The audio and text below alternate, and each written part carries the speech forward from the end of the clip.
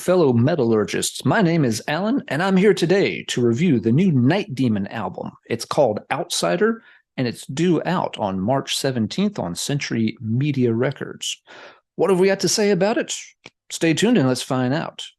If you're not very familiar with Night Demon, they've been making waves in the heavy metal underground in recent years, due in part to Jarvis Weatherby's successful resurrection of heavy metal titans Cirith Ungol. Night Demon, however, have also been building their own fan base, and that's contingent on the merits of their own music. This is their third album and their first on Century Media, so let's find out if they have kind of stepped up their game, or if maybe this one is a bit of a swing and a miss. First off, if you're not familiar with the band and somehow have slept on Night Demon, let's give you a couple of reference points. To me, the band is playing, very high energy, catchy, heavy metal that's reminiscent of a lot of 1980s greats. But there's also some newer reference points that are worth mentioning. They bring to mind sort of, the catchy high energy vein of High Spirits. So if you like High Spirits, but always want them to maybe be just a little bit more heavy metal, Night Demon is the place to be. Night Demon should also fit the bill for fans of things like last year's Summerland's Dream Killer, and they're also reminiscent of the excellent Zool, who did a couple of fantastic albums for the Cruz del Sur label. What has Night Demon brought to Outsider? There are some things that make this a really strong album, and I'm pleased to report that this is arguably the band's best album to date. So they're going from strength to strength to strength here on album number 3. So what are the things making this such a great album?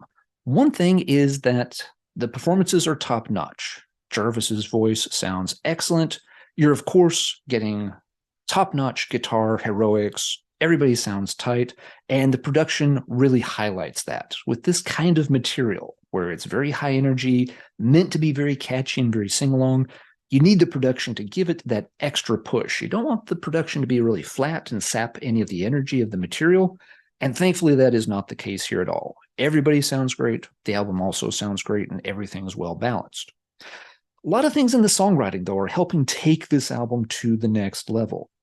One thing I noticed is that even though most of the songs are under 4 minutes in length, they all go through at least one tempo shift. So these do not become rather one-dimensional tracks where they have one main riff, one big chorus hook, and it just gets repeated 2 or 3 times within a 4-minute time span.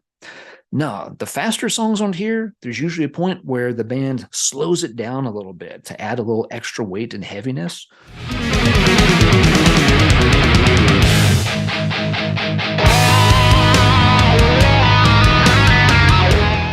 And for the slower, more mid-paced songs, there's often a point where the band's going to cut loose, or maybe towards the end, they build up some velocity, and so the track ends with all guns blazing. This makes the songs hold up really well to repeat listens.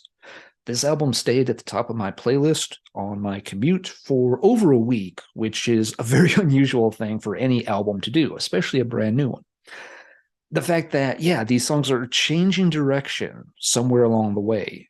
You don't immediately just process them, digest them, and start to, file them away in the back corner of your brain. It's something that happens to a lot of bands in this new wave of traditional heavy metal style. And the song has kind of, one main thing going for it. You get used to it, and you kind of get a little burned out on it rather fast. Because these songs are mixing it up a bit, you're always thinking to yourself that, this song's about to kick into high gear. I want to hear that solo take off again. Or, hey, I know this song is going to end on this really powerful, slow, somber note, and that's going to be a really cool way to end it here after they finish roaring for a bit. So has held up to a lot of repeat listens because of the way the songs are put together so well. Another example of this kind of a take on songwriting is the way the album starts off. You have an introduction with some 80s sounding synthesizer going on. It's kept in check. It doesn't get too cheesy or too overbearing. It just tells you exactly where the band is coming from if you're not familiar with their style.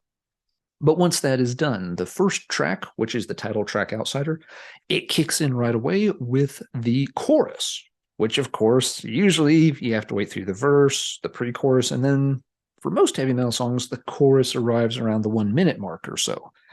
By launching this song with the chorus, though, you're immediately getting a feel for what's going to happen here. This is going to be fists in the air, heads banging, very catchy stuff, very energetic tunes. It's going to be a really fun listen, and they establish that as soon as that track is kicking in. They don't make you wait to see where the track builds to or doesn't build to.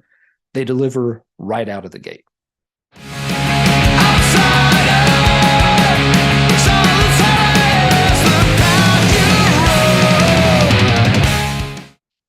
So yes, you've got some excellent things going on here, and lots of these tunes are top-notch. You go from the excellent Outsider to Obsidian, great bouncy hook and vibe to it. You've got the slower, more mournful Beyond the Grave. Excellent track, and again, showing off a little different side of the band. Rebirth, lots of cool tracks, etc., going on here. So, is there anything missing about the album, or something maybe that should be changed or that misfired? I do feel the album maybe ends on a little bit of a weaker note, and maybe it runs out of steam just a little bit at the very end. There are two songs towards the end where this is evident to me. There's a 3.5-minute song called Awake, and the song sees Jarvis doing something different with the vocal delivery. There's a few points here and there on the album, but on this track in particular, where he uses more of a crooning style of vocal that, to me, is very reminiscent of 90s era alternative rock bands. For example, I could hear this same kind of vocal delivery being done by Chris Cornell on a Soundgarden song post Bad Motorfinger. It's not a bad thing at all, and it's kind of interesting and neat that Jarvis can, deliver those kind of vocals.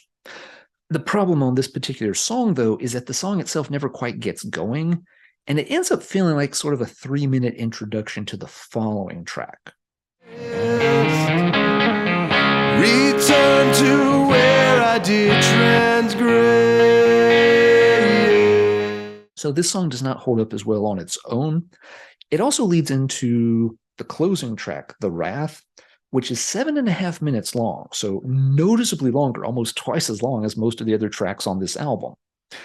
As a much longer track, there isn't anything that really differentiates it, though. It's still going through, maybe a couple of extra tempo changes this time, but that's necessary because of the length of the song.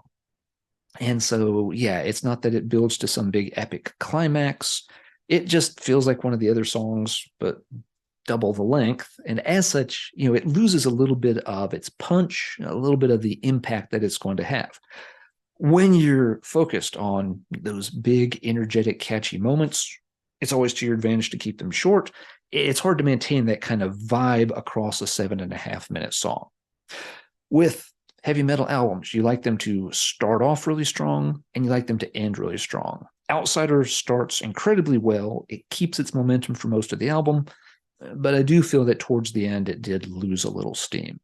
Now, it's worth noting that on the CD pressing, there is an additional track at the end that is not included on the promo version I was sent to review, so I don't know. I'm hoping that last track on the CD allows the band to go out firing on all 8 cylinders and gives the album a stronger ending. I will find out because I'll be buying the CD as soon as it is released. And if this kind of heavy metal appeals to you, I'd strongly recommend you do the same. All right, before we wrap things up on this video, I have a couple of other bands that I'd like to shout out, sort of issue a call to arms for some other things that you might want to investigate. First up, we have a band from Scotland called Ascension, and they've just released their second album, Under the Veil of Madness. This came out in February as an independent release. It's been about 10 years since their first album. There's been some lineup changes along the way. If you're not familiar with Ascension, they play high-speed power metal, very much in the vein of early Dragon Force. If you listen to more than 90 seconds of this band, there's no escaping the Dragon Force comparison. It's the 800-pound dragon in the room. You might as well just admit it. But they do the style very well. If you've been pining for more material, such as Sonic Firestorm and those early albums, then this might be exactly what you're looking for. The band does use some of the same silliness and cheesy, gimmicks here and there that Dragon Force are known for, If you're a bit lactose intolerant when it comes to your power metal, this may not be up your alley. One other thing that's interesting about Ascension is the lyrics are a bit different. Rather than the typical power metal themes of, wings of eagle, yay, victory, sword, lift your spirits up high kind of stuff, the lyrics on this one kind of have a darker emo vibe going on. One of the lead singles has lyrics along the lines of, have you ever wondered what it would be like to kill someone you love? Not really. That's kind of dark, man. But if the lyrical content on power metal is something that's generally a turnoff for you, and you wish it had maybe a little more of a darker, angrier bite to it, then maybe check out Ascension's Under the Veil of Madness. It might just be what you're looking for. One other call to arms to issue here before we get this video wrapped up. You have Bloodstar from Salt Lake City releasing First Sighting. This album is due out April 21st on Shadow Kingdom Records. Now, I said Salt Lake City, and this is a new wave of traditional heavy metal band, so people should already be thinking about the mighty Visigoth. And Bloodstar does feature folks who have been involved with Visigoth, Sanctifier, and some other projects that you might or might not be familiar with. Bloodstar's First Sighting album. Now, this is a meat and potatoes, no frills, new wave of traditional heavy metal album. Strong songs, really well performed material. If you're a diehard fan of new wave of traditional heavy metal acts, Bloodstar should already be on your radar, and you'll enjoy this album, no doubts about it. All right, that is going to do it for this video. Hope everyone has enjoyed the review. Go out, check out these bands. Get the CDs ordered, purchase stuff on Bandcamp from them, support the bands that you love and that you want to see keep making great material. That will do it for now. So until next time, everybody take care, and as always, keep banging your head. Accepting the judgment of